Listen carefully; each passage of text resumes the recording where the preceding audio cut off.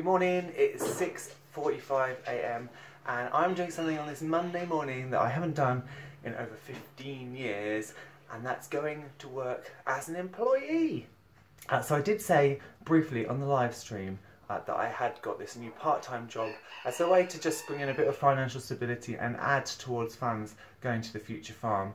So I'm winding down the gardening business up in town, and I wanted to get this part-time job to bring in some money to help the farm projects and all of that. So you might remember a couple of weeks ago we went to Barleylands Farm Park and I did that tour. Well, I'm actually working there now. So they had a part-time job, so I now work a couple of days a week there. And it's really, really good because not only is it going to give me that financial input, but it's also going to give me loads and loads of experience. I've got obviously tons of experience with the poultry and the gardening, but my experience with sheep and cows isn't as much. So this will give me tons of experience for the future. So it's really, really great. So I'm going to get off to work and I'll see you soon. Bye. So here are my silky hens. You can see they're inside. So last night I decided to leave them in the coop for the first time since the fox attack. I have been taking the girls inside, and you can see Mr. Fox knew, because Mr. Fox tried to get in. Now obviously I redid this top, so he's come along and he's scratched off some of the waterproofing. He hasn't managed to get in. I'm going to have to go and buy some more of this though. But it shows that he knows they are here. Thank goodness that held, because that would have just been horrendous to come down. So it's very nerve-wracking to have this blimmin' fox around, but at least he hasn't got in. And he's obviously been at it, and actually he hasn't even gnawed the wood at all. He's just scratched the top off, I think. Yes, so we'll just repair this, but I'm going to be paranoid about these poor girls. So I've got a little Budgie update for you today. So here is the oldest baby. Now I do have a sad tale to tell you. The youngest baby did not make it.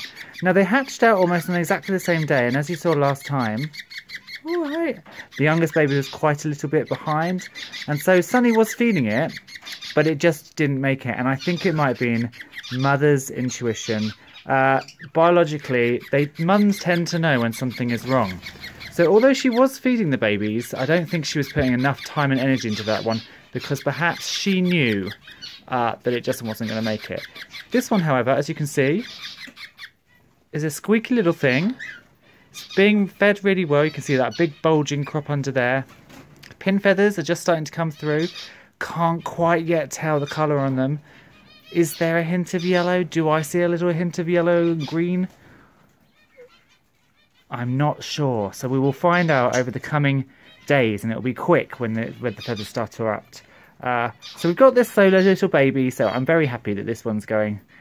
Eyes open, really alert. So I'm going to pop it back in the nest box and let it chill out.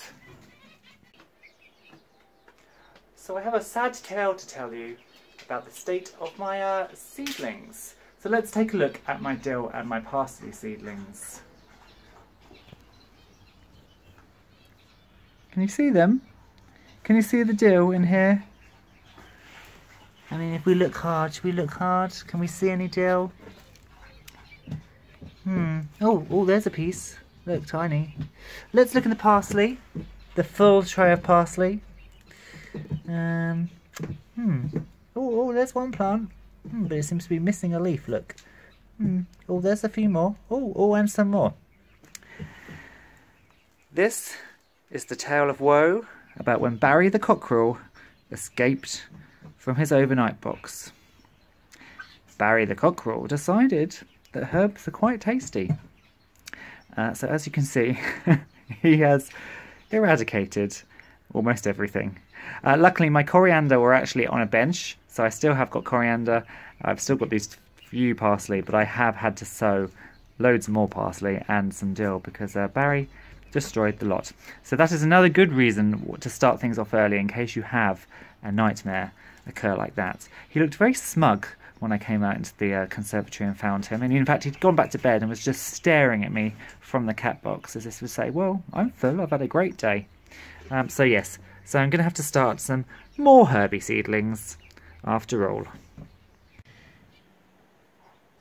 So I just wanted to give you a little update on those Iris reticulata Harmony bulbs that I got for cheap from one of the stores around the corner. They were out of season, so I actually bought them in January.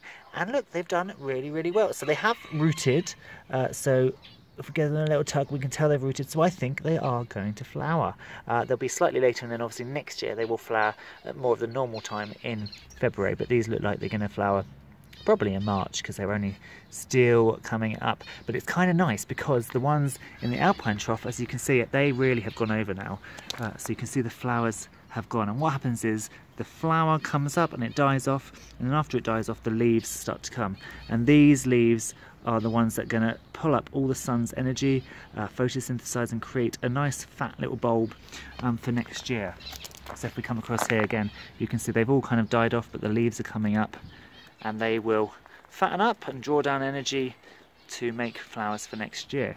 But it's really nice that I will have this continuation of Iris reticulata colour from these beautiful little plants, so can't wait to see them. I thought we'd have a quick quaily update. So obviously these little quails hatched yesterday, and here they are in their brooder, bustling around.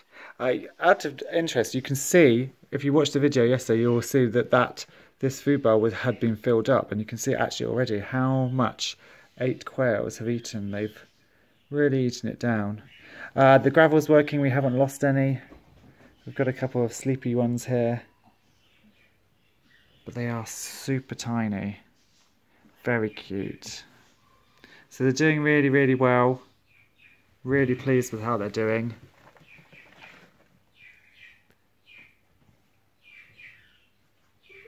And I could just watch them for hours and hours, but I mustn't, because I'll get nothing done. But it's nice to see them thriving. So today was bird show day, and I was going to take some pictures and some video in the hall, but I've forgotten how small the hall was, and it was crammed, and it was like a scrum with everybody rushing around trying to nab and set and buy the best birds there and get the sold stickers on. So these are the guys I've ended up with. So I've got 2 budgies, a pair of diamond doves, and 4 we call them Bengalese finches in the UK, but they're also known as society finches. So let's focus on the budgies. So this is a boy, so a yellow-faced blue cockbird, and then this lovely hen. So the hen I'm going to pair with Pluto, and they're going to be having the babies for the rest of this year. And this boy will be paired up with Sunny, and then next year they will have babies. So the idea, well, I can't put them into the main flight yet because I've obviously got babies, but when we do, Pluto and this girl, who we have yet to be named, will go into their own breeding flight, and then he will go in with the rest.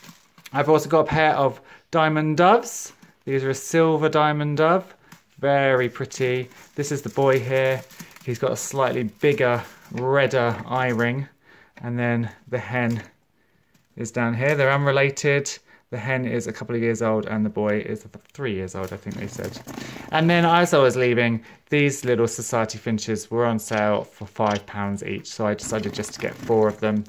So I've got 2 white, this guy, and this one, and then the 2 little fawns. Now you don't, with society finches, there are no markings to tell them apart sex-wise, so it's just when they start singing, we'll know the difference. So they are the new additions to Brimwood Farm.